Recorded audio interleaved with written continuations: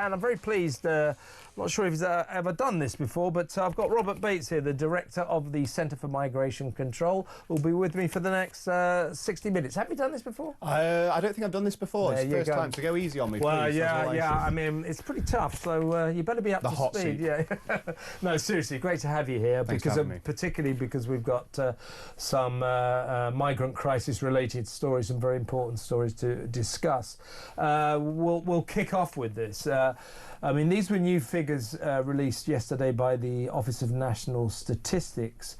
They take a time to catch up, but they reveal, these are the latest numbers, that in the year up until June 2024, so kind of last year, we suffered or endured, if you like, the second largest increase in population since records began in 1949. That was 700,000. More than 700,000 more people came into the country. Now, in fact, in that year, the new arrivals topped the million mark. They were 1,142,303.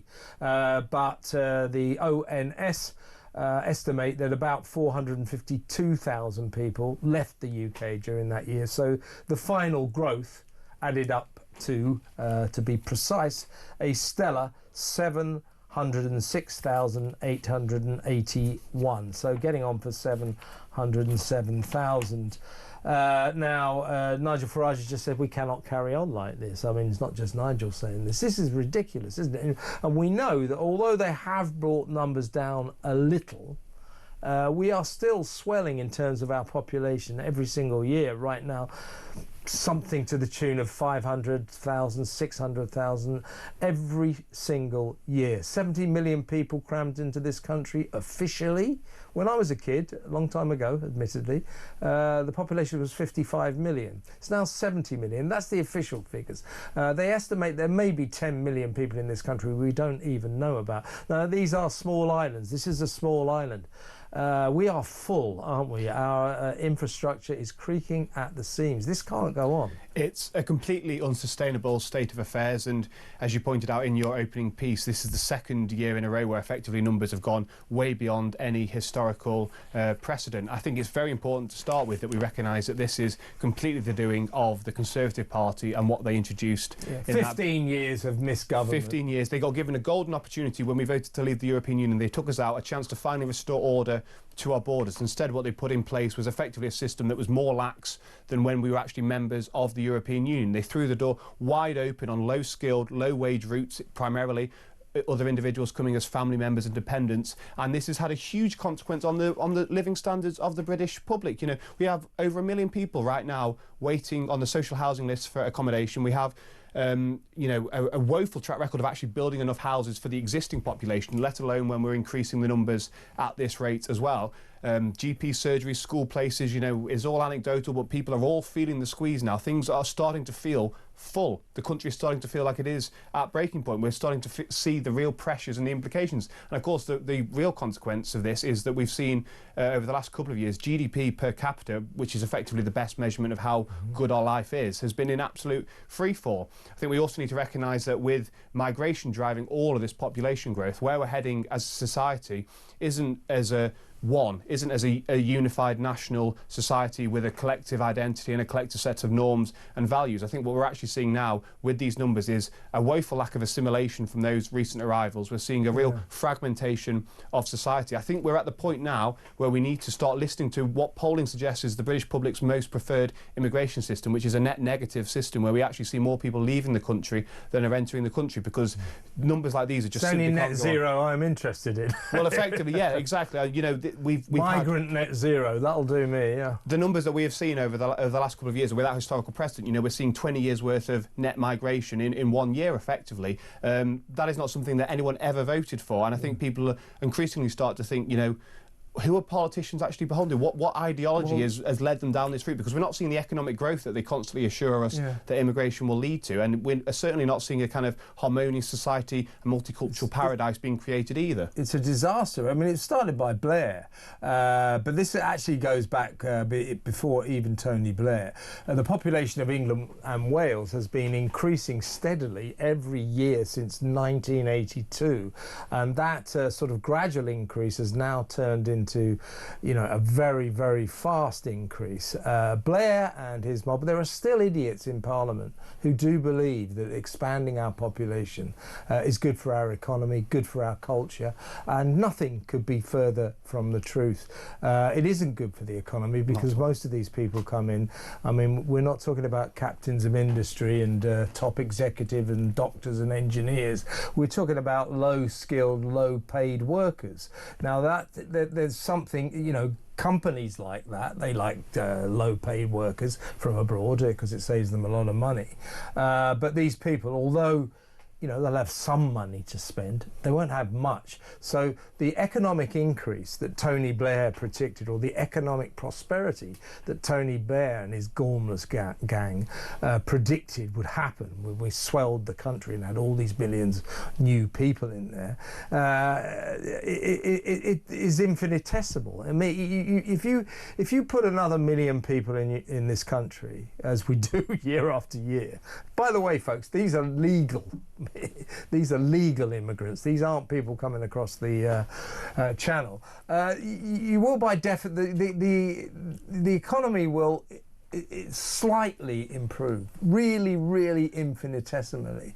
The idea, though, that this is the sort of golden paved route to fabulous economic triumph is nonsense. It's absolute nonsense. And yet there are still idiots in Parliament and around the country who think unbridled immigration is a great and good thing. I think, unfortunately, the tenor was set, the tone of this conversation was set in that Blair era, and they had advisors kind of behind the scenes that effectively just liked immigration for immigration's sake. They wanted to rub the right's nose in diversity, but they kind of dressed it up in this, well, it's for your own good, don't worry, it might feel uncomfortable as you see your town and your city transform beyond recognition, but it's for your own good because the economic payoffs are well worth it. Well, in the last couple of years, only about 20% of those that have actually come into the country have come in to work. You talk about doctors. Last year alone, we saw only 1% of those that came into the UK actually came in as a doctor. The rest of them are kind of, you know, dependents. There might be a few sort of CEOs and people like that. But this idea that everyone's kind of coming in and they've all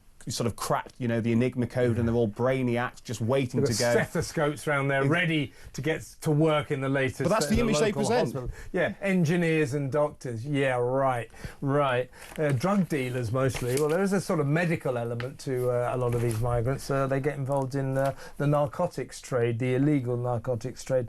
Let's switch to that was a story about legal migration. 1 million a year. That's what we've been letting in. 1 million a year.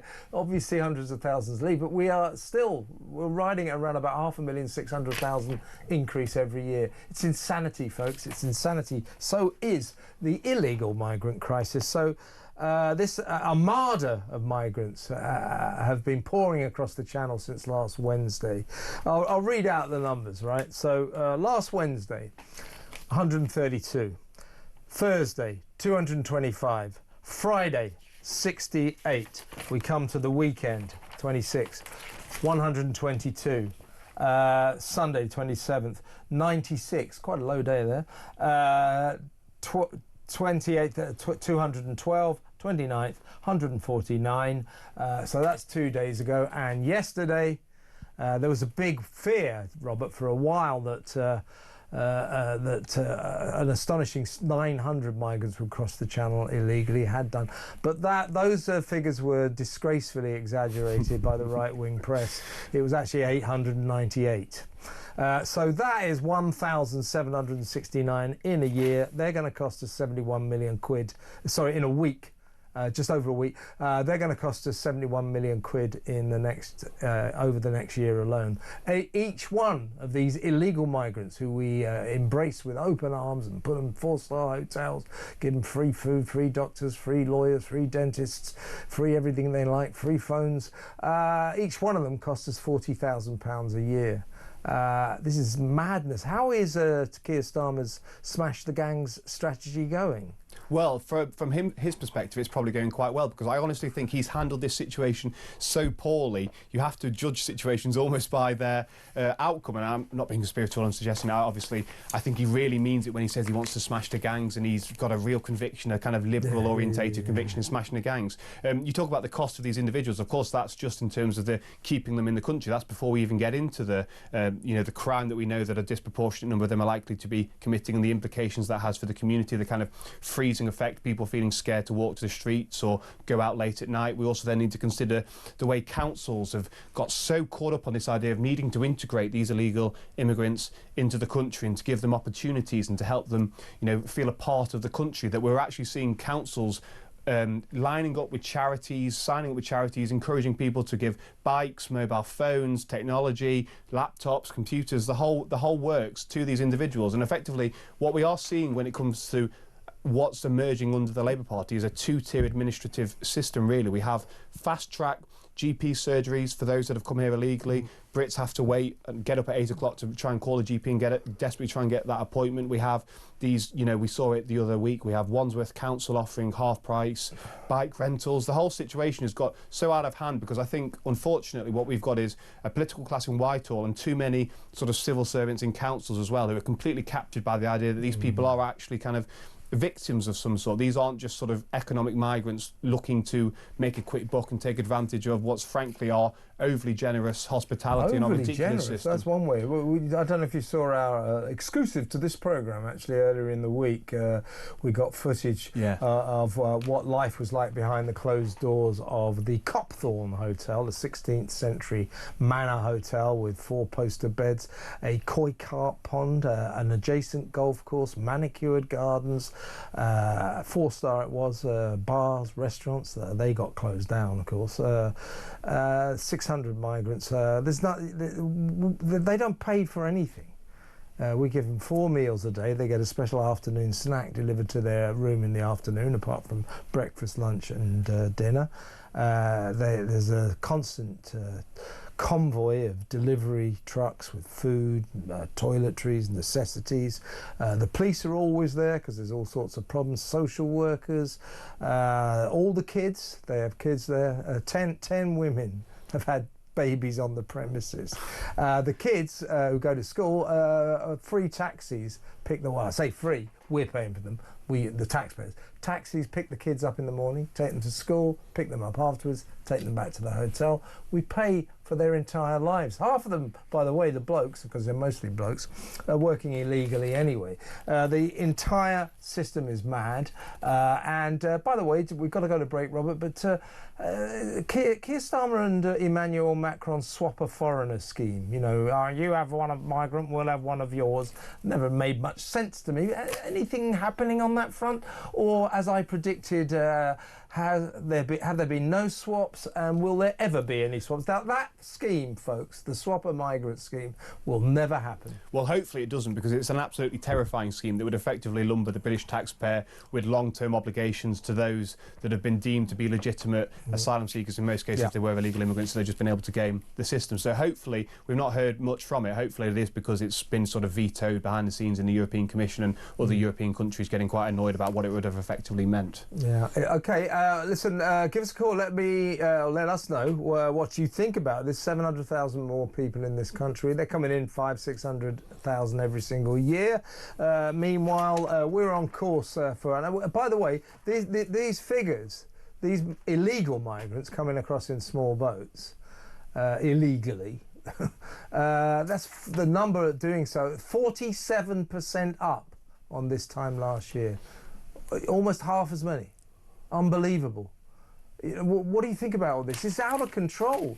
We have a government that isn't doing anything about it at all.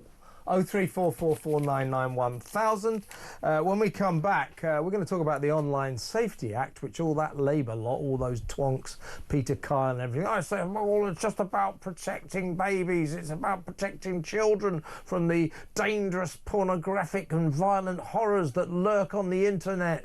Is it hell? Is it hell? It's about stopping you getting information that you have every right to know about, that the Labour government doesn't want you to know about, like watching footage of asylum seeker hotel protests. They closed that down. When we come back, I'll tell you about something they've closed down that you just won't believe. That next, stay tuned. Now, welcome back. You will have seen, of course, quite a row the other day. Peter Kyle, he is the government's Science and Technology Secretary. He went on to Sky News and accused Nigel Farage of being Jimmy Savile's friend, siding with Jimmy Savile, siding with pornographers, because Nigel Farage, like many of us, has serious concerns about the Online Safety Act. Labour, the government says, oh, it's just about protecting children from the horrors that lurk on the internet, you know, pornography, violent content, adult content. It may go some way towards doing that, although I think that's pretty dubious. It's easily got round, put it that way. But that isn't the point. When they say it's just to protect children, that's a lie. It's a lie. It isn't just to protect children. It's to protect them. It's to protect them from the kind of stories and information they don't want circulating.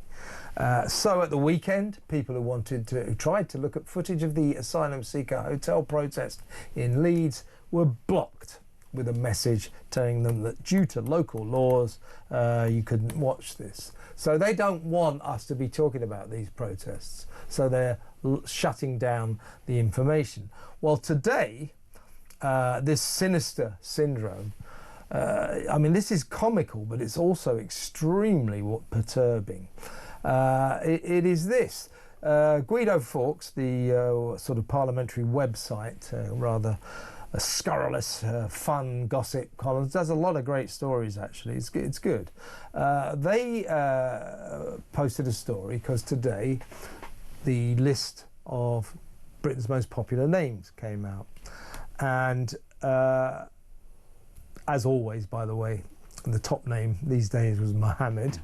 But Guido sort of did a funny little story, or tried to do a funny little story, saying that one thing that has emerged from this new list is that over the last year, no one has called their kid Keir.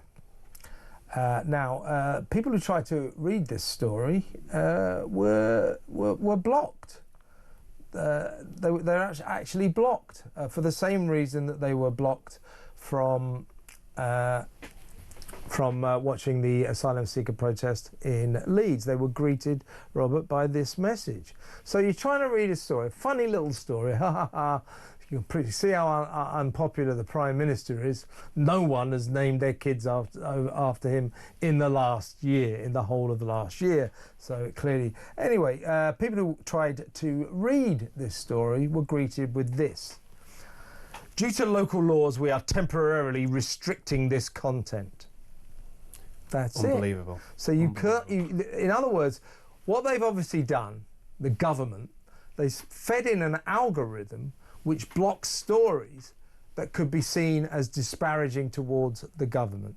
This is Orwellian. It's incredibly sinister, and I think the thing that really sort of strikes at those parallels with tyrannical regimes throughout history is the way they are trying to hide this pernicious the pernicious outcomes of this act behind really sort of lovey-dovey and noble-sounding language. This idea that, you know, if you want the act scrapped, you're somehow in favour of paedophilia or you're on the same side as Jimmy Savile. That's a sort of trope that you see throughout history when these totalitarians... To demonise your enemies. Effectively, yeah, it makes it untouchable. I mean, who really wants to be on the side of Jimmy Savile, for crying out loud? And I think it's an incredibly worrying instance. I mean, obviously, this story was a bit of a fun one, a bit of a joke. I think really this is something that if a society is not able to poke fun at their Prime Minister on humorous little things like this, harmless little things like this, it's the thin end of a wedge, and I think we start heading towards a place where serious criticisms as well start getting subsumed. And I think what we're seeing over the last couple of weeks is really the beginning of a journey that we're all going to have to go on over the next couple of years as this act becomes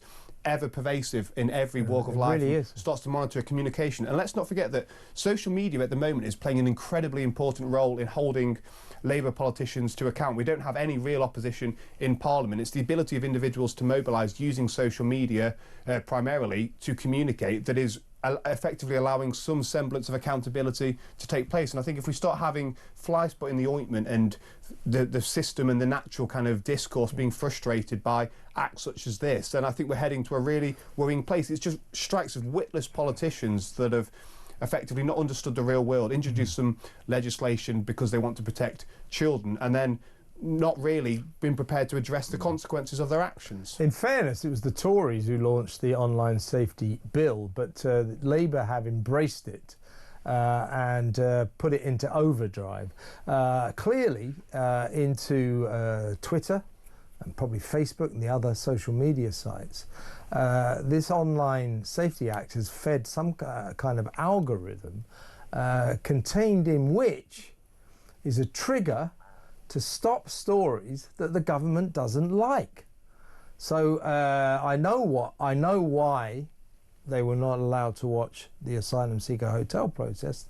That was due to violent content. You know, that's not violent content. That's freedom. That's free information that you should be able to view. Now, what's happened with this Keir story? It's obviously something to do with children, or inappropriate information about babies or something like that. I mean, it's gone wrong here, but it's obviously quite far-reaching. The censorship involved on the social media sites promoted by the Online Safety Act is clearly extensive. This is sinister. This is Orwellian. Well, it's an incredibly lazily sort of worded and constructed piece of legislation. I think, a lot of us were kind of complaining about this at the time. Unfortunately, the Conservatives, when they effectively became the Labour Party for the last couple of years of their governance, just completely didn't heed any of that and were insistent that this was the way forward. I think, unfortunately, we are at the point now where this is so entrenched on the statute book, and Labour have expended a lot of political capital in recent days, well, with the Peter Kyle instance being primarily amongst them, that I really don't see how legislative change comes about for the next couple of years. And that's really worrying, because the next general election is going to be one of the most important in modern British political history. And if we can't have discourse, if people can't thoroughly know what is going on in their country, then we are going to effectively have an electorate having to go to the polls without really realising how bad this Labour government have been. And it's some of the things that are being censored. It's not just the protests that we've seen outside the migrant hotels. It's things such as Rupert Lowe's rape gang inquiries that have been, you've experienced it. Yeah, publicising sort of quite harrowing testimonies from brave individuals that have come forward, and some of the experiences they went through and who they think was accountable, where they think they were let down, and that's been completely kind of knocked off people's feeds. It's come up with that ominous message as well, and this is something that people need to know about. This is a scandal that's gone on for 20, 30 years, if not longer. People have always been brushing it under the carpet, and now we unfortunately have X, one of the largest social media platforms in the world, partaking in that as well. And I think there's an element of overly cautious interpretation of the legislation by Elon Musk and X. I think this is really an unintended consequence that does happen with legislation. You kind of have that freezing effect of people not wanting to even brush up against it. To an extent, but I think this is exactly what Labour want. I think it helps them, absolutely. And by the way, Peter Kyle, the Science and Technology Secretary, went on to Sky News and made that outrageous suggestion, absolute outrageous lie that Nigel Farage, in voicing his concerns about the Online Safety Act, which millions of Brits have got. I have, you have. Anybody who's interested in freedom of speech should be extremely worried about the Online Safety Act. But when Peter Kyle accused Nigel Farage of siding with Jimmy Savile. We thought, oh my God, he's gone too far, and Nigel Farage demanded an apology. I wish he'd sue him, actually, but I think he's too dignified to do that. We later found out that the Jimmy Savile attack line was approved by Downing Street, number 10 Downing Street, and in fact, they had war-gamed it and decided that was the way to deal with it. So in other words, this government is going, anyone who says this Act online safety, we all want to protect kids from some of the awful things that lurk on the internet online, but this act goes a lot further than that. So when you hear these liars from Starmer's cabinet saying, oh, it's just to protect children, they are doing that. They are lying to you.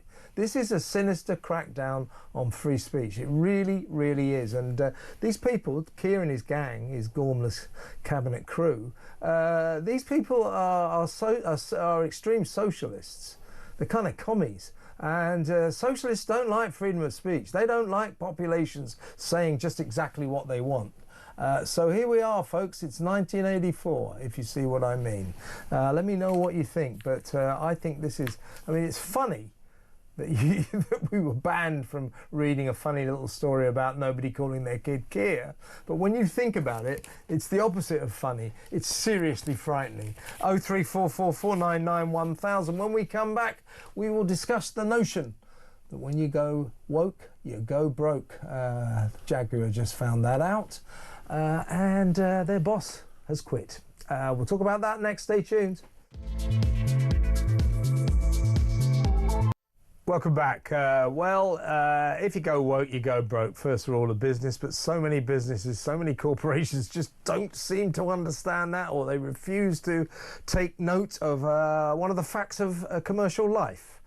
Anyway, you remember, I'm sure you will, back in November, a Jaguar, you know, that sort of symbol of traditional British cars, classic cars, you know, it's pure British, isn't it, Jaguar? Fantastic cars, some of the great cars.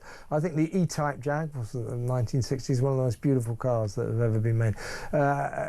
Jaguar is always about style, class, power, Britishness. Remember the fabulous Jaguar, what do you call those things on the hood? I'm not very good at cars. Oh, I do just fancy little model things stuck on the bonnet. Anyway, back in November, the super brains at Jaguar decided that was all old-fashioned, you know, and you know, the sort of middle-aged men who bought their cars, well, we don't really want them, and we need modern, groovy people. So they jettisoned the traditional image of Jaguar and assailed potential customers with this. There we are. Creative, exuberant.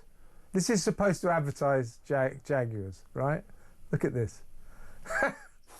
What is that about? We're just looking at it. So there's kind of weird people with weird haircuts, wearing weird clothes, all sitting around. There's no cars in this advert, which seems, it says copy nothing, Jaguar. Have we got some pictures also of the cars that they came up with? They were these sort of concept cars. There they are. There. So this is what they were promising us the Jaguars of the future would look like. So that was November, and people like me, lots of people in the media, we have great fun with that and say, oh, you're making the same mistake as Bud Light Beer did in America when they decided to rebrand with a trans woman, a bloke in a dress. What was his name? Dylan Mulvaney. A bloke in a dress. So they just said, oh, look. Anyway, sales plummeted to such an extent that they had to get rid of the marketing manager who came up with this idea, and they had to come up with a new commercial full of good old boys drinking on a veranda in the south in order to save the company. A big company called Anheuser-Busch, one of the most successful companies in the States, almost went bust because of it. Now, Jaguar have gone down the same route, and guess what? Sales of Jaguar since that mad advert and those horrible looking cars have gone down by 97%. 8.5%. And today we learned that the chief executive of the country, Adrian Mardell, has quit. There you go, same old story. Good riddance. Good riddance. He clearly didn't know what the heck he was doing. He's kind of from an outdated C-suite model that probably had its time 2 to 3 years ago for a brief period whilst there was kind of that post-COVID craziness with the BLM and the kind of inclusivity lobby. I mean, I must confess, I'd never seen that advert before. Have you I thought not? I was having a fever dream right here, right then. Yeah. What the heck was that? I mean, the whole No point car of, in it, no, just of course. weirdos. The whole point of Jaguar is it's meant to be an aspirational brand. It's meant to be something that you strive hard to work towards, and you kind of see individuals turning up in those cars and you think, yes, this is an individual that is kind of made it. This is something to strive towards.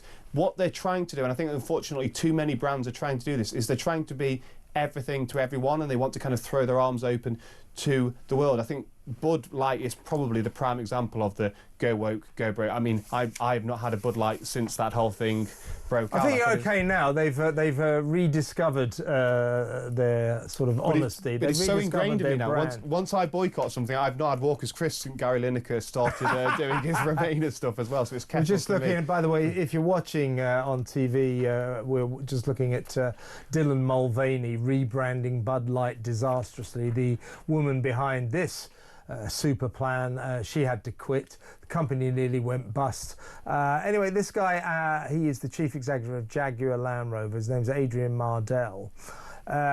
He has been there 3 decades. He's worked at this company. Now, he's stepping down, they say, because it's just time for him to do it.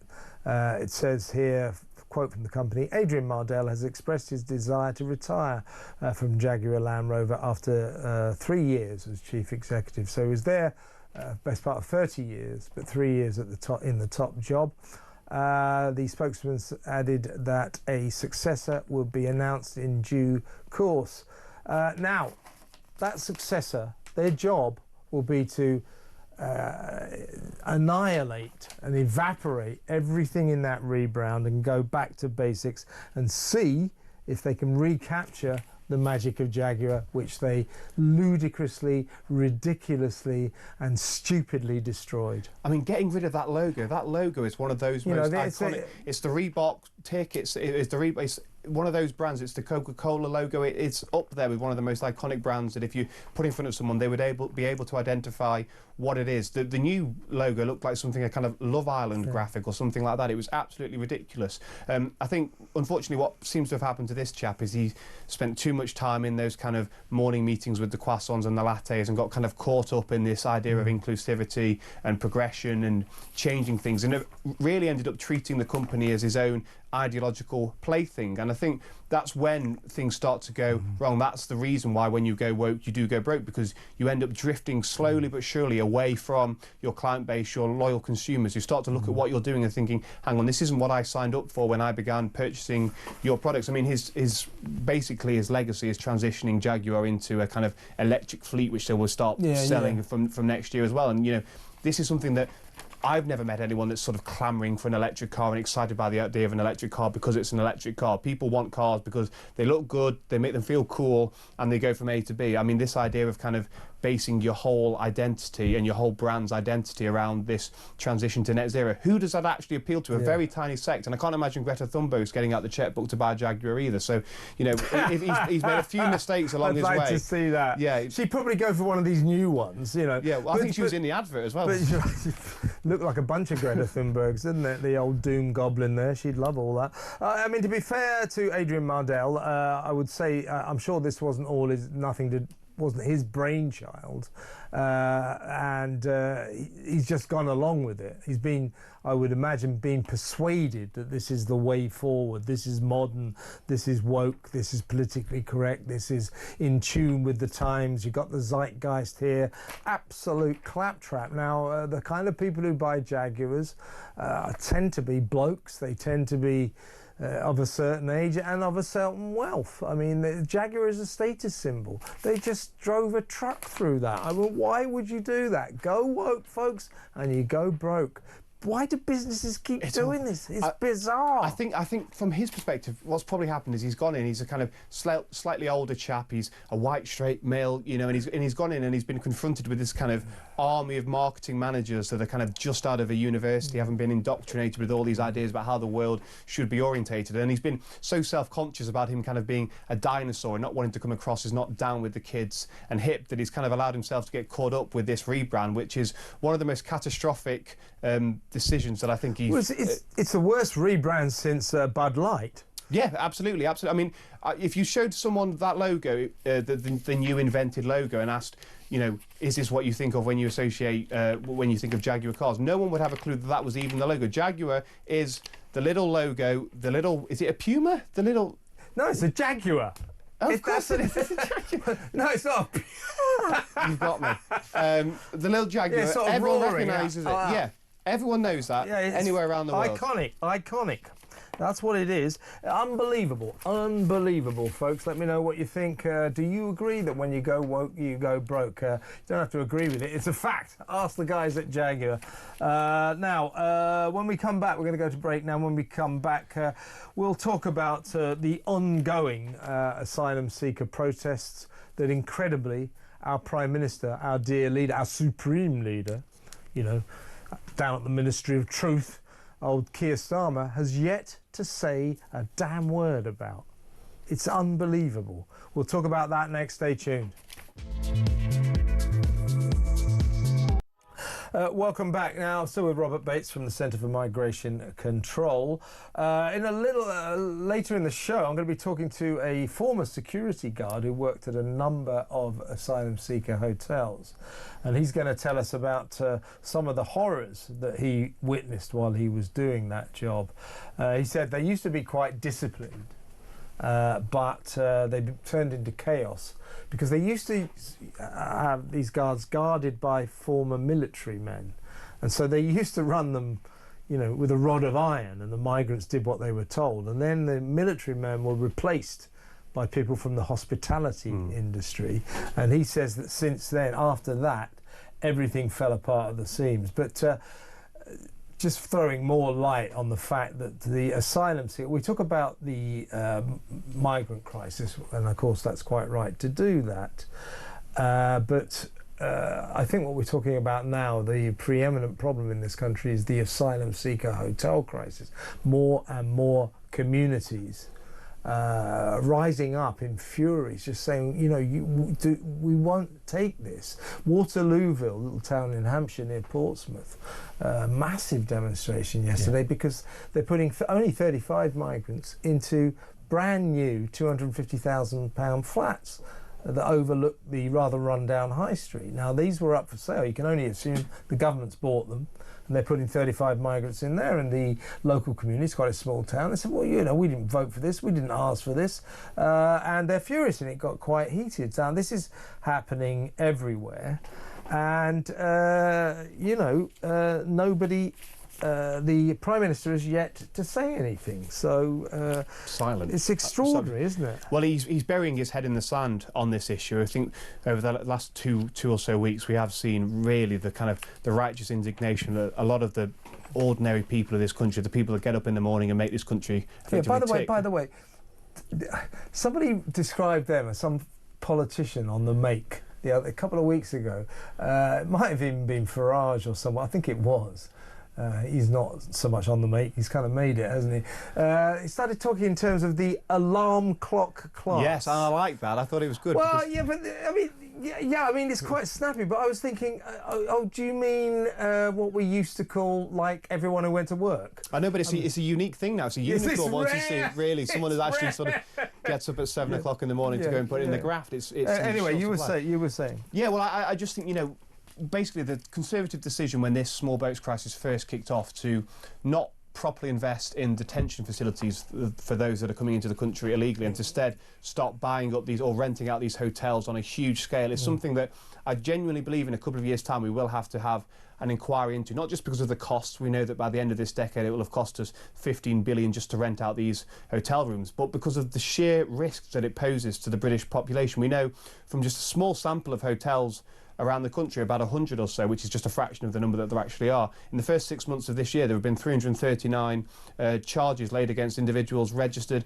in these hotels. These are individuals from countries where we know that there are a disproportionate proclivity towards sexual violence, and drug dealing, and yet the government and politicians have had no qualms in scattering these individuals around countries around communities with, as you say, very limited security. I mean, most security guards now at these hotels effectively seem to be best mates with the residents. They're sort of lighting up their fags and kind of having a bit of a the story that we did earlier in the week, the Copthorne Hotel, the staff and the residents, they call them service users, by the way, the migrants, whatever that means. I mean, it's the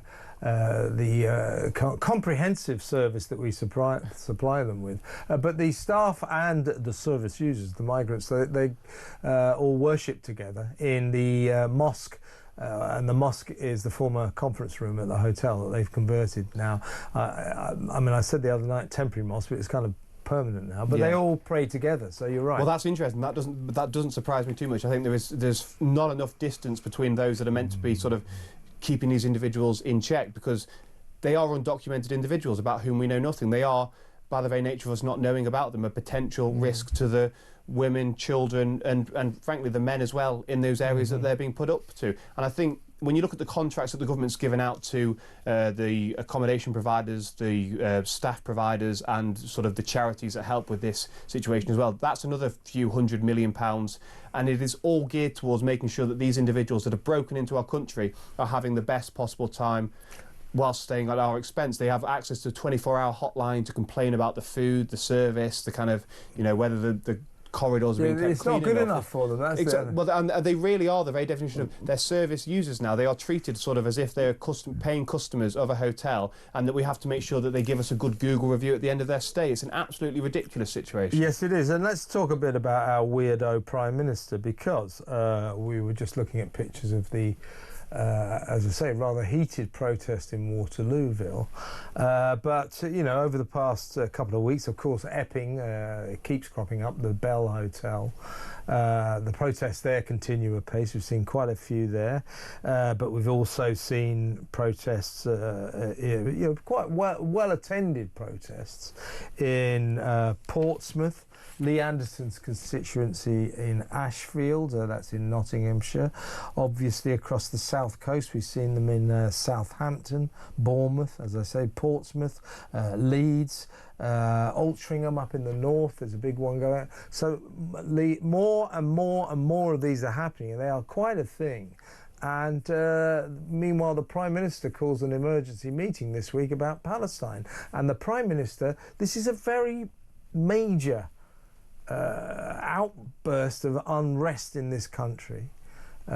Shades of last year, protest about the migrant crisis, and our Prime Minister has yet to say a single bloody word on it. It's extraordinary. It really is, and it just shows how out of touch he is. I mean, the decision to sort of devote so much political capital to his recent Palestine move, I think, really shows who is kind of controlling this Prime Minister. And it's not ordinary folks around the country, it's his kind of backbenchers that have got really esoteric and frankly irrelevant concerns about what's going on in the Middle East, and the fact that he's well aware that a lot of his majority hinges on a certain community voting for him at the next election. I think unfortunately what we're seeing... You mean the Muslim community? The Muslim community are increasingly, the Labour Party is increasingly reliant on this community to keep its majority, to keep many seats across the North and the Midlands, and indeed in London as well, keep them red. So I think this is really sort of politicking at the expense of the national interest. Yeah, and the Cabinet getting together to discuss recognising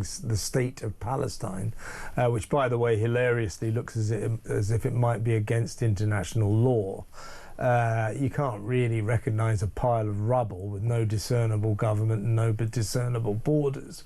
You can't do that. So it looks as if they might not be able to. But the government getting together for an emergency meeting, while there's a clear emergency about Palestine, about a crisis in a country thousands of miles away, while there's clearly a crisis going on here, and them not even mentioning this, It's frightening and disgraceful. It's really insulting to the country. I think it's effectively politicians that have their own ideologies, their own crusades, and are just using their position in our country's governance structures to elevate their own pet interests, their own hobbies that are completely irrelevant to this country. Most people, if you polled them, would not get one jot about what's going on in the Middle East when you compare it to the sheer transformation that's going on. They're slightly concerned about what's going on, but nothing more than that. They're much more interested in whether or not they've got hundreds of unknown foreigners of sexually active age, young men, in their community. And by the way, a lot of these problems that are erupting all over the country are in areas where asylum seekers have either been charged with, accused of, or convicted of sex crimes.